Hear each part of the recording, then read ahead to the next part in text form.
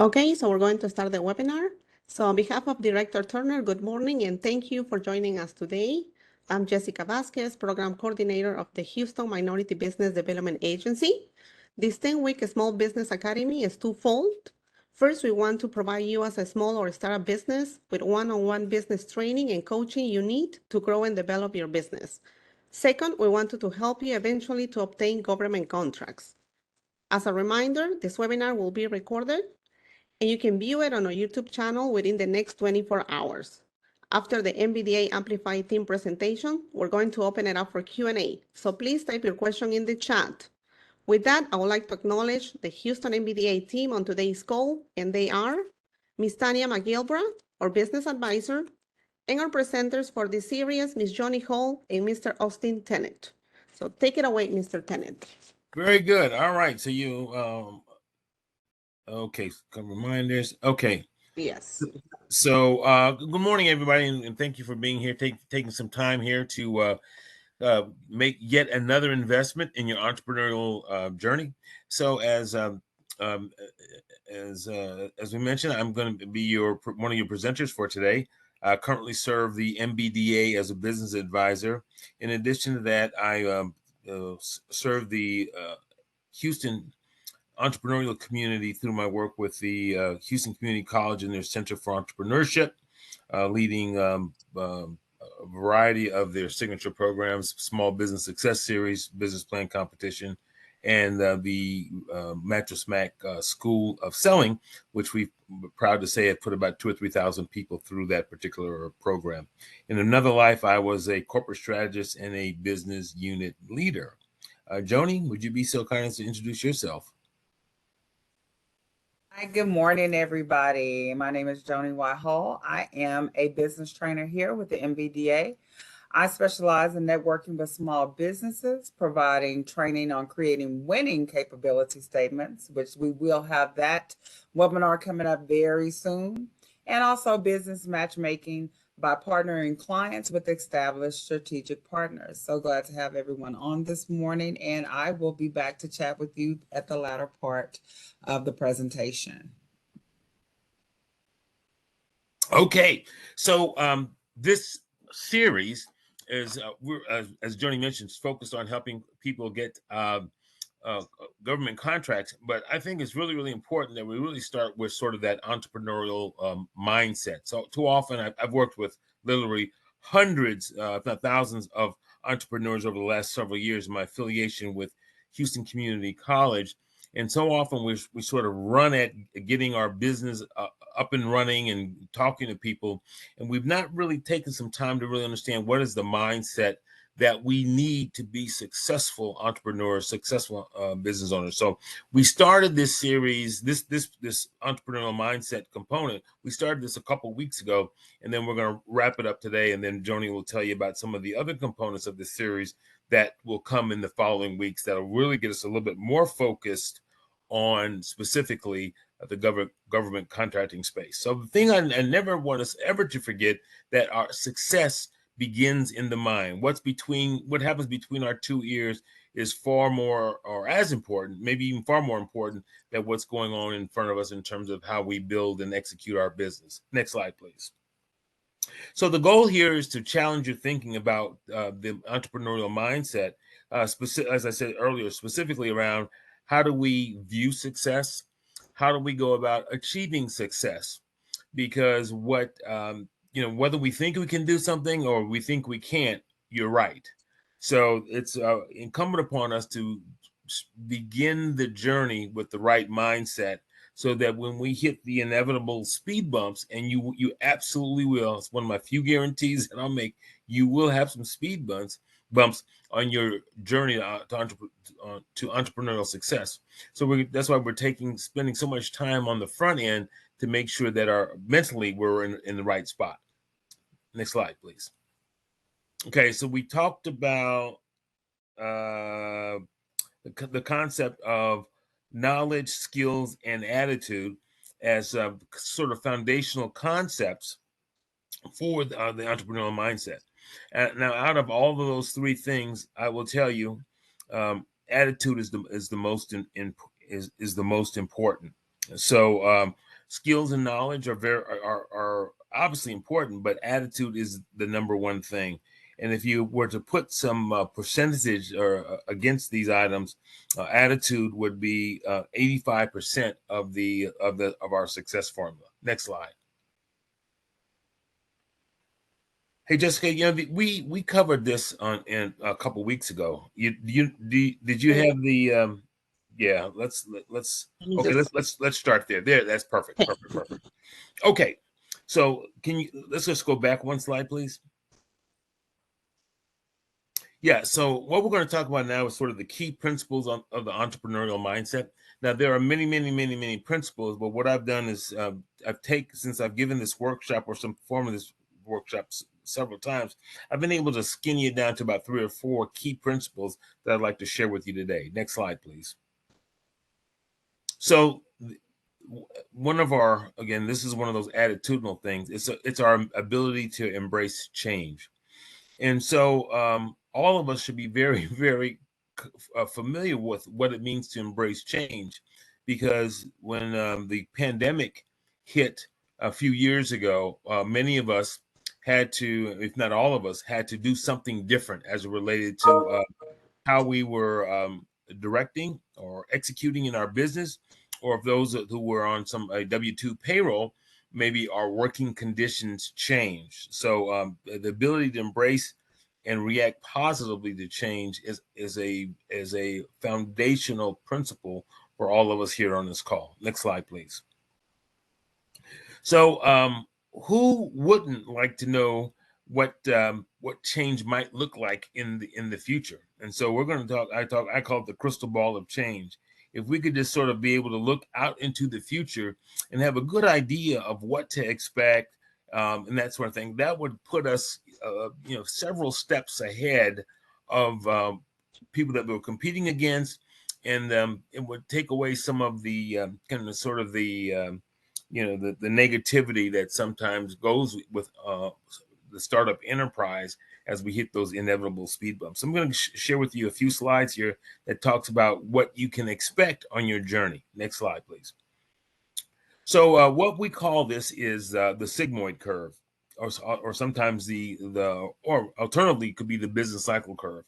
So as you see, there's 3 major stages of any business. It's the learning phase, the growth phase, and then the decline phase. So you can use this sigmoid curve for almost any relationship that you have in your life. So those of you who have worked in sort of corporate America, you know that when you first got hired, you were going through a learning phase, trying to figure out what it is that they were the company wanted you to do to help you and the company be successful. And then as you learned more, then you began to expose yourself to what we call the growth phase. This is where you were eligible, let's say in the W-2 world, you were eligible for promotions and raises and that sort of thing, because you learned something in phase 1, and now you were starting to apply it. And then, as we see, and then of course this applies to any relationship, it even applies to your personal relationships. But then if we as we stop growing, and if we're not careful, then we sort of slip into the decline phase.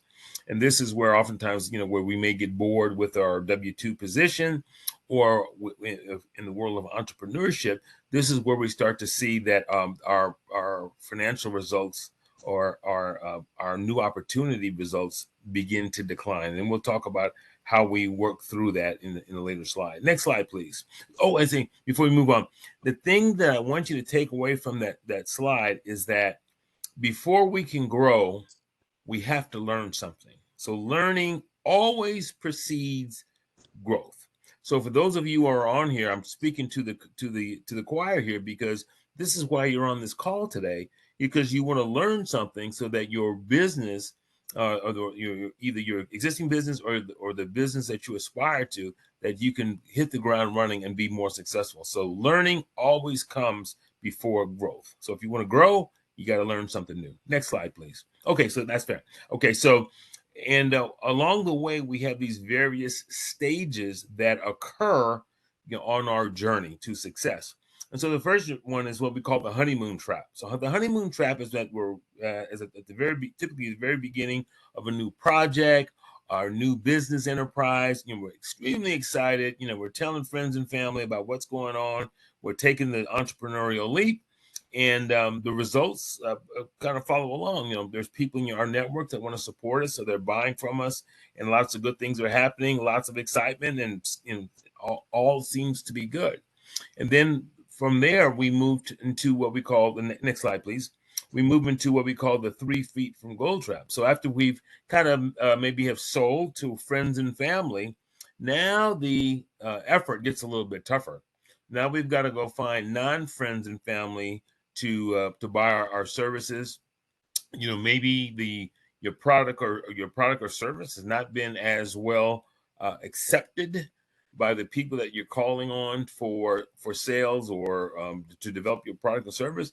And then we begin to think about, guys, it's time to quit. Maybe this was not the right idea. All that negativity we heard from people in days past, that starts to resurface.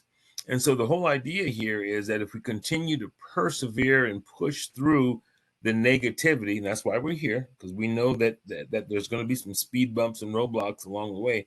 But if we push through that, oftentimes the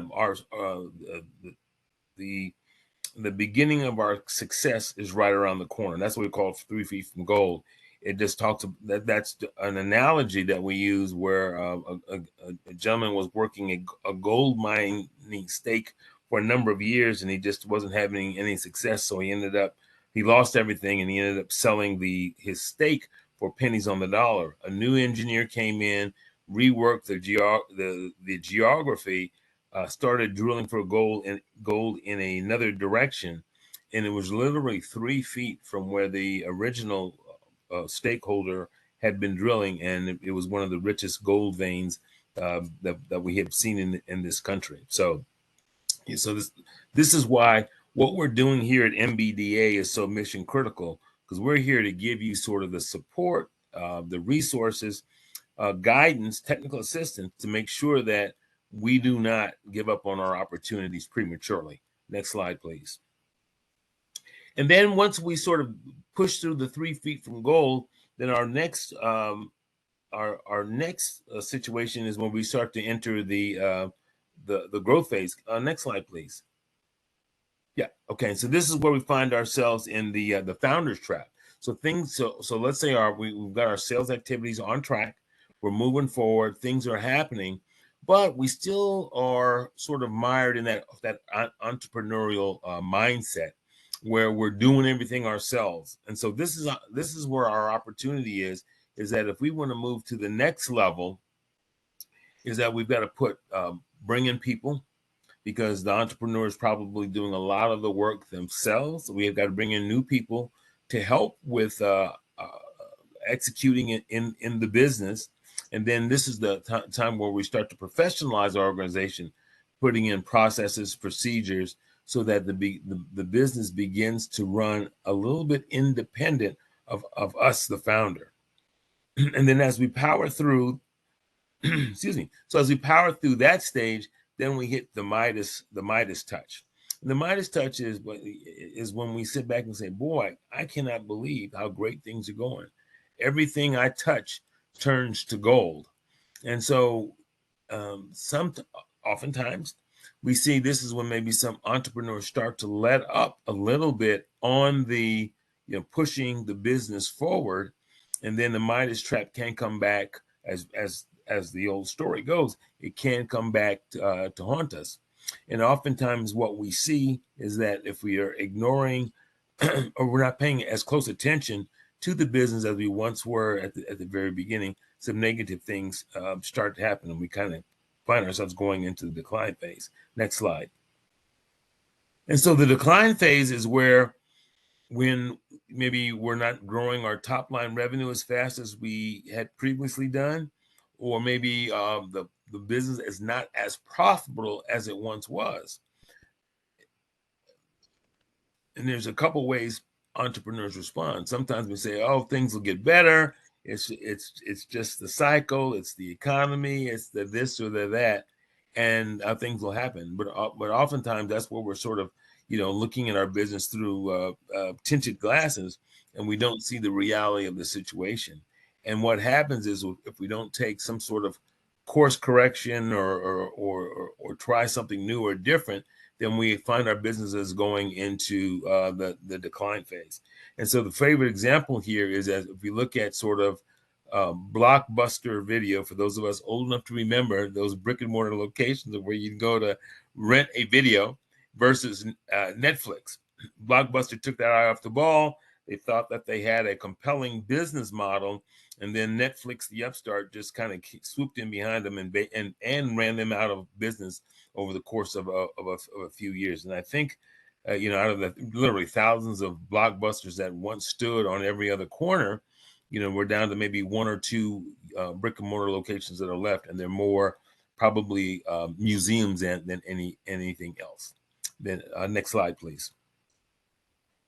But the smart entrepreneur, those of us that are on the call here today, and they're looking to, again, expand our toolbox of entrepreneurial tools, what we're doing is we're looking at our business on a very, very regular basis. And when we see things starting to turn, after we go through the Midas trap, then we engage in some new effort or initiative to re-energize the company. It could be we maybe make an acquisition, maybe we sell off some assets that are no longer productive, maybe we bring a new leadership team, maybe we embark on a new strategy. It's any of a number of variety of things that are going to reinvigorate the business that we are in. And so as we re-engage or reinvigorate the business, then we put ourselves back. We sort of go back and we repeat the sigmoid curve all over again. We go back into the learning and growth phase. Now, people often ask me, well, Austin, how long does it take? And it's one of those answers, it depends. You might be in a business that has long technology cycles, and so this may be a 2, 3, 4, 5 year process. You may be in a business where it has very, very short cycles of change because of technology or the demands of your target customer space, ideal customer, or just the macro economy is changing, so you've got to respond accordingly. Because if anybody that had a business that worked through the pandemic, you probably went through this sigmoid curve in a very, very short period of time, probably a 2 or 3 month period, because the demands of your customer base changed dramatically because there was no longer much face-to-face interaction. So this is just something to really, really give some thought to as you roll out your business or you continue to operate your business. And so, like I said, this one works for our business relationships, our personal relationships, and if we find ourselves in a W-2 sort of environment, it works there as well. So before we move on to the next principle, any questions or comments? Anything in the chat room there, Tanya? There is a question in the chat room. Can you hear me? Yeah, I can hear you. Yes. Good. This is from Rochelle Johnson. She is asking, good morning, everyone. I would like to know if there are any organizations that are looking for nonprofit organizations to partner with for grant participation. That's something that we can definitely talk offline about, Rochelle. I'll put my contact information in the chat, or after the presentation, Austin or Joni, they may have some insight on, maybe the same insight on how you can locate those joint ventures. Good point. Okay, good deal. Thanks, LaTanya. Next slide, please. And so the next principle that we want to talk about is balancing your roles. One of a very common comment we hear about people that are around entrepreneurships is that, what should we be doing? So the whole concept is entrepreneurs, business owners, we should be working on our business as opposed to in our business. Because the whole idea here right now is not to create a job for yourself, is to create a business that ostensibly operates itself, because you as the entrepreneur, the business owner, you want to position yourself in a position that you would be the primary person going out and creating new opportunities for your business, whether it be through joint ventures, new business relationships, maybe it's sales and activity, attracting more people to your business, those kind of more strategic things. Too often we find ourselves doing a business that we are very, very comfortable with, doing the technical work. And I'm telling you, that's the fastest way to create an underperforming business, is not having that, 1 foot in the present and then maybe another foot out into the future. So let's talk about what those roles are. Next slide, please. So we talk about the role of the technician, and so that role of the technician. So let's say we have we're going to pick on a machine shop, and so the individual that operates that machine, their whole focus is on what's in front of them, the jobs coming through, and them operating that machine to transform that piece of metal into an end product. So 90 to 100% of their time is focused exclusively on the work that's in front of them. So they don't care about what's coming or what's ahead. What's in front of them is really, really important. Next slide, please.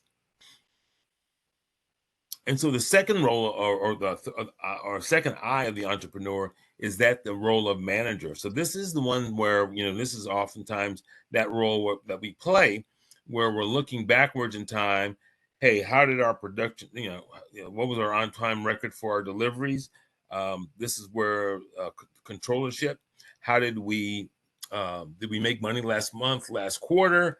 If we didn't, what are the things we should be focusing on?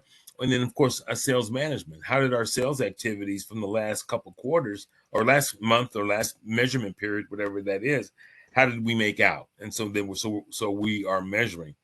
Too often, we get wrapped around the axle as business owners or entrepreneurs into these two categories here. Hey, I'm too busy to go out and make phone calls or meet new people because I'm managing the business, again, working in the business. And then the third eye of the entrepreneur, next slide, please, is what we call the role of the entrepreneur. And so this is the time we spend, or the activities we spend looking forward. How do we, as I said earlier, how do we better position the company or the enterprise against the evolving trends that we're seeing in the particular marketplace? And so, a great example would be right now, there's talk of a recession. I'm not sure if it's going to happen or not. My crystal ball is no clearer than yours, but in a perfect environment, the entrepreneur would be looking at different scenarios that he or she could position themselves in the event that there was a regular old recession, or no recession, or if there was a deep recession. So creating some opportunities out there for the enterprise, that should one of those scenarios occur, that they are properly prepared. Also, this is the entrepreneur's role, is also, as I said earlier, is to go out and identify new opportunities. Take what's happening in the marketplace and then translate that as to what are the implications for my particular business. And then once there's some decision has been made, then we sort of work that back, reverse engineer that through the organization, so that our managers and our technicians have got their arms around what could be. Now, I got it. Most of us here are probably 1 or 2 person shops, but this thinking is really, really important, because it's so easy to get sucked in to the technician role of doing the work. And then once we've done the work, then we look up when we have no new business, because we have not spent any time in our role as of an entrepreneur, going out and creating or developing new opportunities. Next slide, please. So when we think about it in terms of the eyes of the entrepreneur, optimally, here's how we should be spending our time. About 80% in the manager technician role, particularly for a really, really small shop. And then 20% of it should be entrepreneurial. So if you think about it, in the course of a week, that's about 1 day, the equivalent of about 1 day a week, we should be thinking about how we position the business going forward. And so this concept was taken from the E-Myth Revisited by Michael Gerber.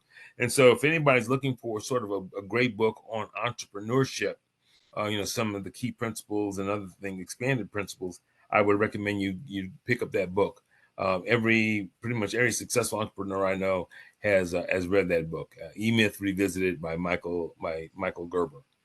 Okay, next slide, please. So our next principle is having a great attitude. As I mentioned earlier, attitude trumps skills and knowledge every time. So if if we were together, I've got an exercise that I run with my in-person folks, and we walk through skills, knowledge, and attitude, and we demonstrate how important the whole attitude is. So the ability to sort of get up and fight the battle, even though you've been knocked down 35 times, that has nothing to do with skills and knowledge. It really it's about your internal motivation to keep going, which is a component of having a great attitude. So next slide, please. So when we often talk about having an attitude, we talk about the victor versus the victim mindset. So when we engage in a victor mindset or victor approach to what's in front of us, we have the acronym PROVE. We're proactive, we're responsible, we take ownership, we have a vision for what we can be or what's possible, and then we always engage in excellence. That's what a victor does. And we'll talk a little bit more about some sort of entrepreneurial words at the end of the presentation. So that's our victor mentality. Now, of course, for every victor, there's next slide, please. We have the victim. So that's Mr. Benz, right? So Mr. Benz, that acronym, he's looking for someone to blame. Always has an excuse. Very, very, very negative. Is in constant denial about won't come to grips with the truth, and engages in a scarcity mindset. So these are the things that we talked about a couple weeks back in our session when we talk about mindset. We can have the abundance mindset, or we can have a scarcity mindset. So the scarcity mindset, just to recap, is that if I win, you lose, or if you win, then I lose.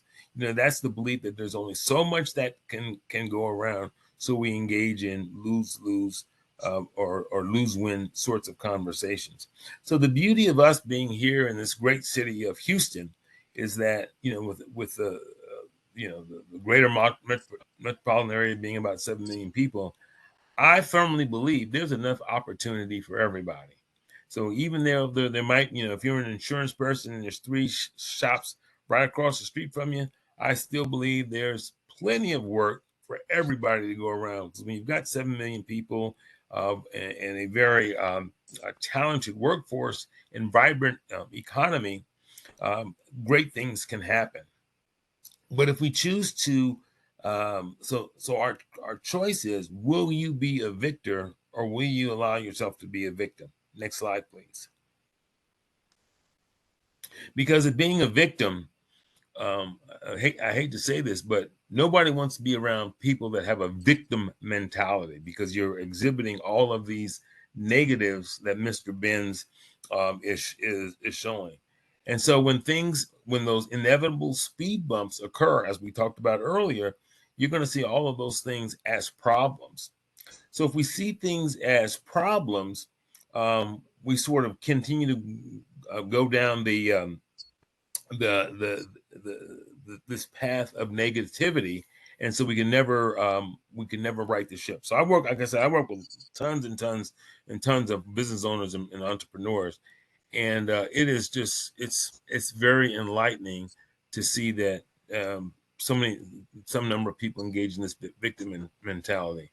Everybody, there's a conspiracy against them to help their businesses fail. They've got all the excuses in the world, and particularly when it comes to new business development. Oh, nobody's picking up the phone. Nobody responds to my emails. And so the question is, what are you going to do different, right? Because remember, sigmoid curve. If you want to grow, you got to learn something new. So these are the same people who don't go to workshops. These are typically the people that don't show up on in our webinars and seminars because they know everything. Or I tried that once and didn't work. I never tried it. I never tried it again. And so so every issue that problem that surfaces, it's just one more nail in the coffin. And then next slide, please. And then the way you can look at it is that when problems occur, a more positive way, or the victor looks at problems as opportunities. So I'm sure you've heard this, but the pandemic period was catastrophic for a number of businesses and the financial impact on so many businesses. But I am telling you, there were some businesses that had their best years ever during the pandemic. Mm. So they were engaged in victor mentality. So they were seeing what was going on as opportunities. And let me lay another little fact on you. I researched this in preparation for our chat today, but the SBA and other entities have been measuring the formation of businesses for the last several years, for many years, in fact, by 15, 20 years. In 2020, it was a record year for business formations. There were more business formed in 2020 than in any other year that they've measured over the last 15 or 20 years. So there were a number of people out there that said, hey, here's the facts. I choose not to participate in the negativity of the pandemic, and I'm going to go find my own way. So all of these businesses were created. Now, it'll be interesting to see how many of those businesses have continued to be in existence and prosper. Somebody will do a research project on that. But I just love that entrepreneurial spirit that these victors exhibited when they said, yeah, it's a bad time and there's very little good news in the press, but I'm going to take it upon myself. I'm going to create my own way. Because as one of my business gurus that I follow says, the best way to predict the future is to create it. And these folks were out there proactively creating their own future. Next slide, please. So we become what we think about. So before we move on, any questions or comments about the whole concept of victor victim? Yeah, I love that one because it's applicable to so many things in our lives. And so consistent with the whole idea of mindset, it's this Earl Nightingale quote, we become what we think about. So this goes right back to victor victim, and it goes right back to the sigmoid curve and managing change. If we think negative thoughts, negative stuff's going to happen.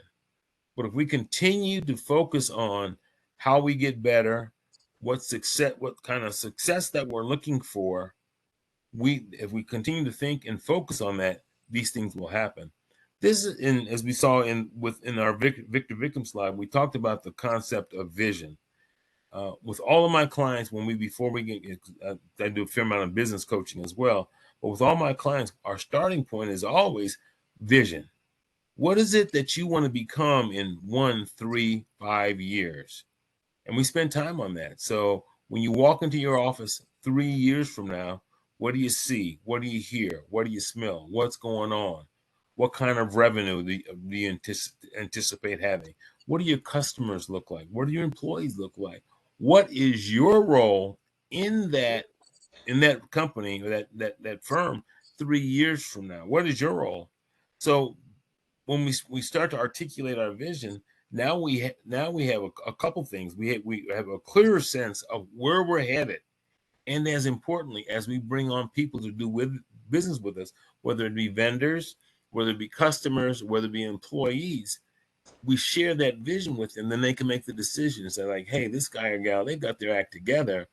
I'm buying in. I want to play ball with them. I want to do business with them. That's the power of the vision, because if you take the Mr. Benz approach, well, hey, we just come to work every day and we do some stuff, I mean, that is totally disempowering vision or concept of what the future looks like. So our ability to articulate our vision is going to be absolutely mission critical to our success going forward.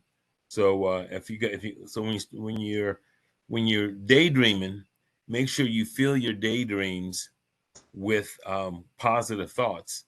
And most importantly, as you capture those positive thoughts, write those down on a piece of paper in your journal or some piece of some way that you can go back and refer to them at some point in the future to again to keep the spirit of entrepreneurship, keep that flame lit. Next slide, please. So when we talk about what we're going to think about, I mean, it's very, very important that we as entrepreneurs, we've got to change or evolve our vocabulary. So key things that in the entrepreneurial vocabulary is innovation. What are some new or exciting different ways to deliver my business, to market my business, create awareness around my business? What are the always looking at new concepts and ideas? I'm not asking you to abandon your vision on a weekly basis, but always think of innovations, ways to how do we bolt on things to make our offering better. Risk taking is just part and parcel of what we do or what we should be doing. So I called a couple weeks ago, and a guy was on there, and he said, "Hey, how do I?" To see, he says, "I have a 9 to 5, but how do I go about pursuing my side hustle while I got my 9 to 5?" And so, and I get it, we got to make sure that there's a roof over our head and things are taken care of. But I told him, I said, "Look, you've got to make, if depending on where your business is, you've got to make some hard decisions.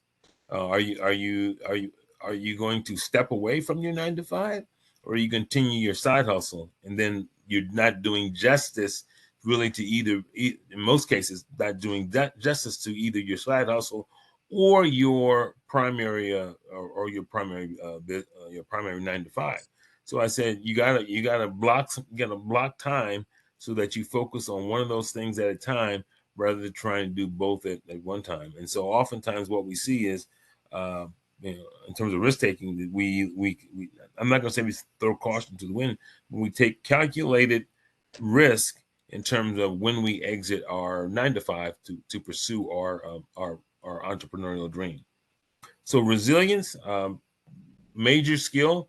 Resilience is the ability to, let me just say, like we said in the neighborhood, resilience is the ability to get punched in the gut because something didn't go your way or something happened, and then you're able to recover from that and don't bring any of that luggage or baggage with you. Because as I said earlier, we're going to hit some speed bumps. It's it's guaranteed, but how you respond, like the old saying goes, get knocked down 7 times, but you get up 8 times. That's the idea of resilience. You want to create that positive mindset so that you can continue to live the battle. Problem solving is absolutely mission critical because oftentimes many of us here on this phone, we are doing things that maybe the world has not seen before, or they've not seen it before in the way that we endeavor to deliver our product or service. So we got to become expert at problem solving.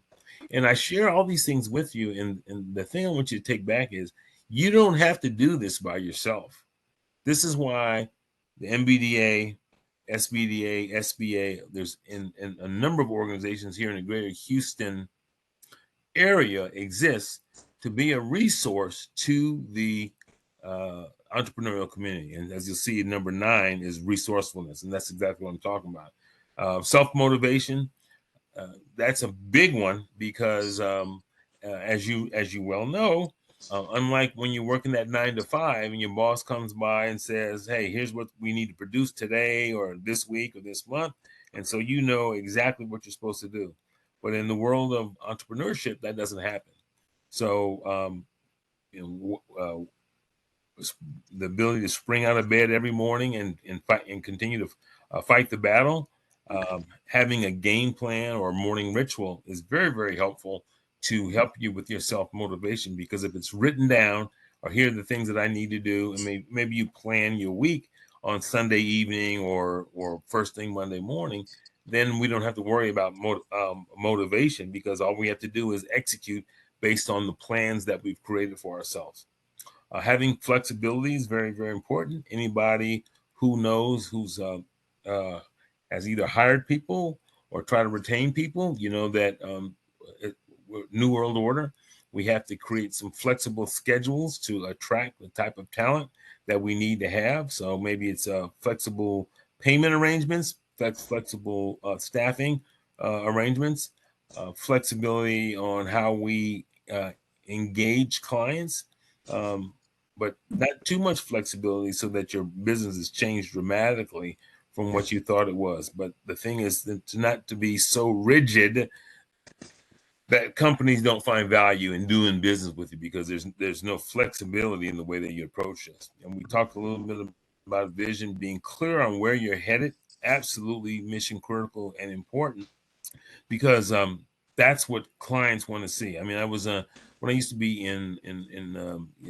corporate job, I had a major business development role, and oftentimes we would respond to a request for proposal, and oftentimes one of those questions would be, give us your vision or your product roadmap, meaning we know what you're doing today, but what's going to be available 1, 3, 5 years from now. So clients were very interested in where the business, potential clients were very interested in where the business was going, going as we move into the future.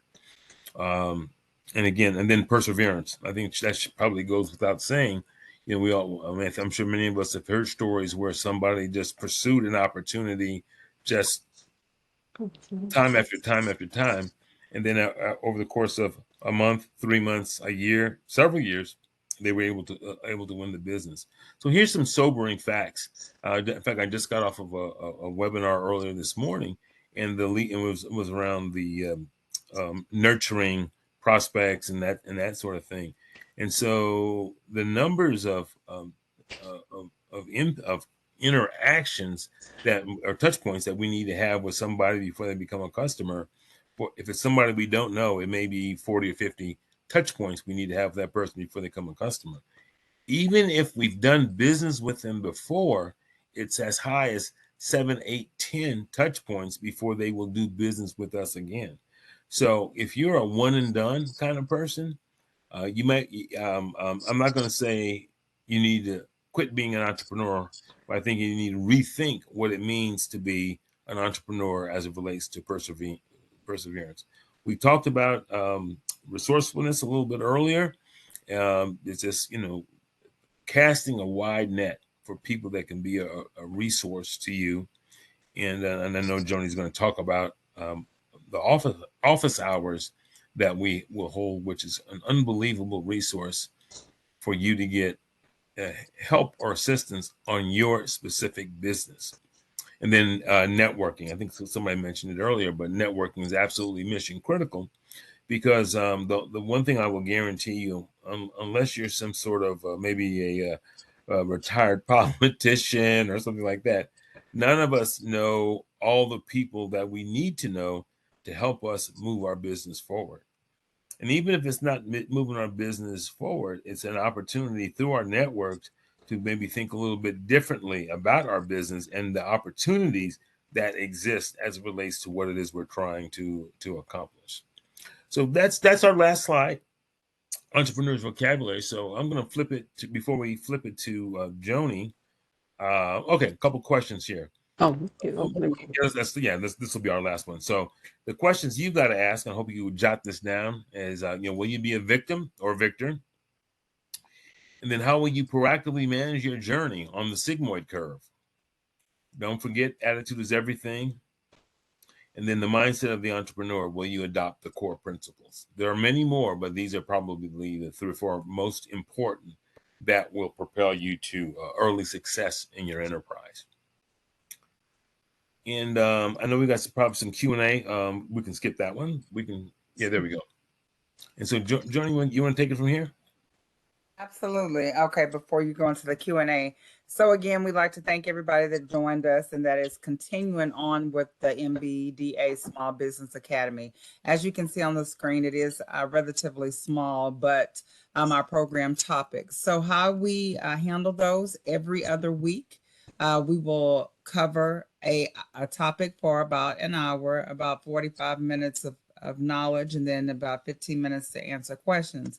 Now, if you don't get your questions answered or you want a one-on-one, we do office hours the following Monday. This week, you're in luck. We are going to facilitate office hours this Wednesday from 1 to 2 o'clock p.m. Central Standard Time. So how to get office hours with us? We have everybody doing with us for about an hour to make some introductions personally. Then we will set up and tell you what are the next steps. So when you come for your one-on-one, you will be ready with us. Our office hours are virtual. So if you see it on the bottom of the screen there, my email as well as Austin's email, if you go ahead and give us send us, an email, I'll go ahead and schedule that time for you on Wednesday. Or if the following Monday would be better for you, please make that note. So I don't schedule you for that on Wednesday. All right, Austin, that seems like what I have in talking about office hours. Very good. Thank you so much, and thanks for giving people a peek of what's coming. Yeah, we'll dangle that carrot out there. Tanya, did we have anything in the chat or people raise their hand about questions or comments?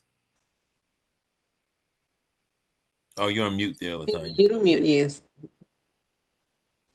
About that, we have a statement from Purnell. One of the things I've done for my self-motivation is adding things like this on my calendar, filling my calendar with meetings and people that are directly connected to my growth and company's growth. I want to have at least one thing on my calendar from week to week. If I do that in a year, that is at least 52 times.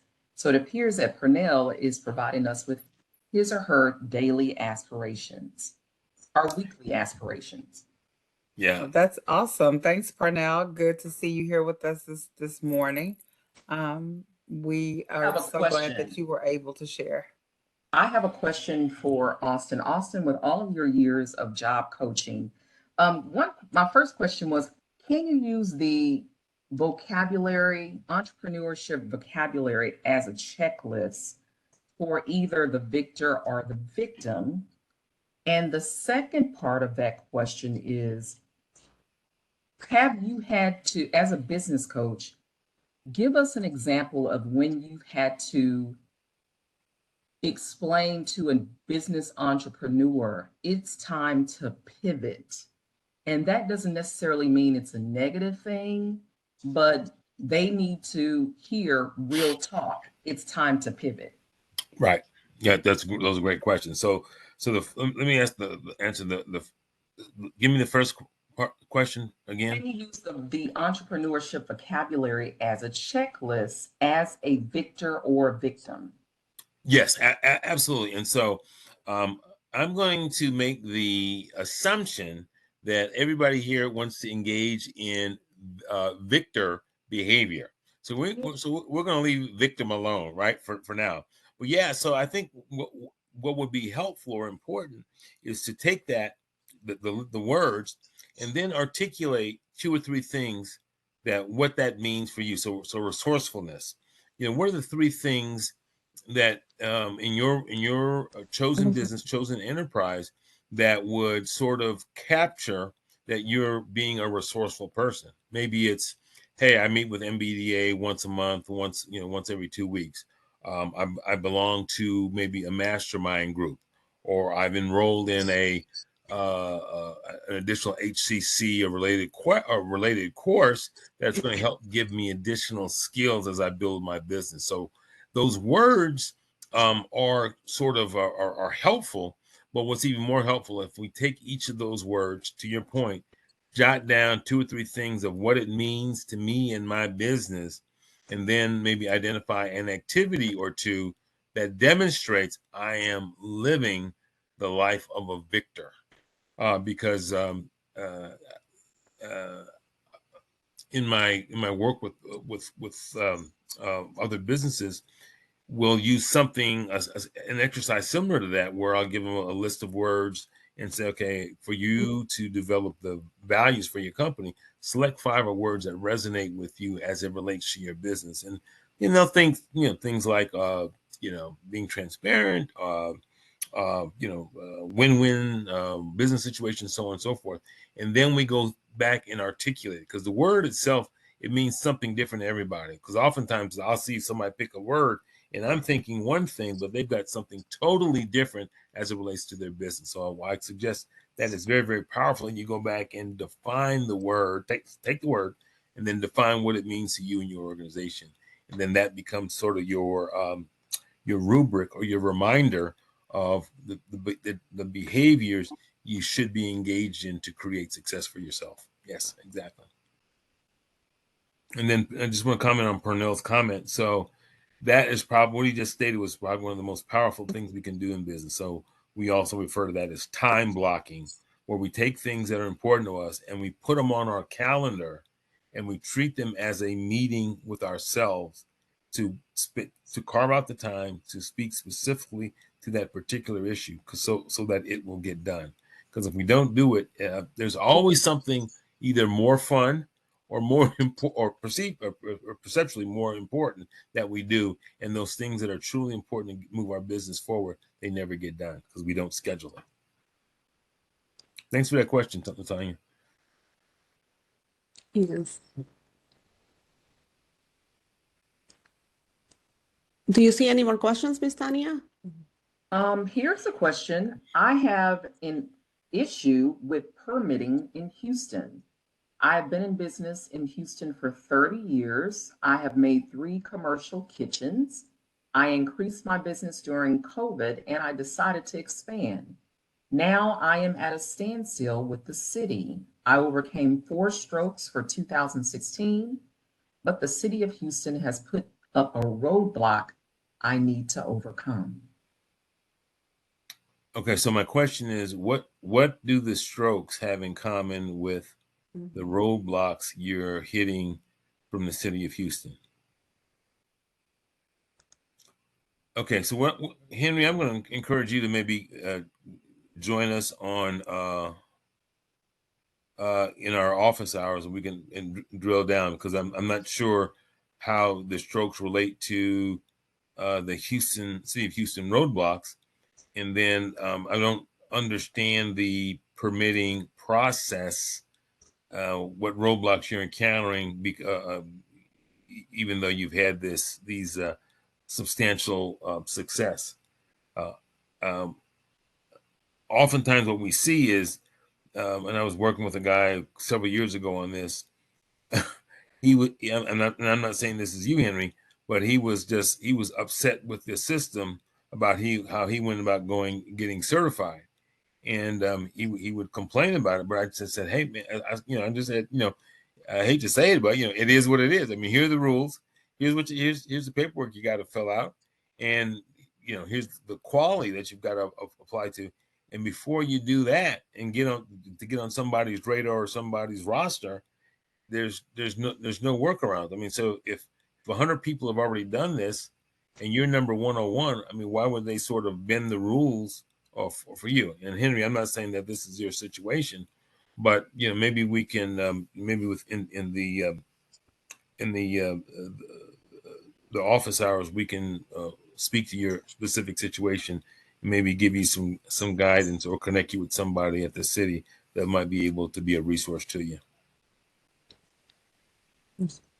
So we don't see any more questions, so I think we're going to conclude the webinar. But before we do that, we wanted to thank everyone for joining us today. And also, please don't forget to register for our next webinar that is going to be on March the 20th, Navigating the Certification Process. So do you want to say anything else, Mr. Austin? No, I want to just thank everybody for being here. And then, like I said, like Joni mentioned, we're having office hours this Wednesday and then again next Monday. So please bring your specific questions that relate to your particular business to those times. And then I'm sorry, Joni. Do we have a formal registration process for people to join office hours, or do they just email us? Oh, when they email us, that I'll have the link for the Teams meeting. And then once we are on with them for the first initial meeting, we will figure out what is the next scheduled time that we will meet and what things that they might need to provide for us before or when they come to their individualized, specialized one-on-one. Exactly. Okay, good deal. Okay. All right, Jessica, thank you for producing the show yet again. You do a fabulous job, and thank you, Ms. LaTanya, for moderating the chat room. We appreciate it.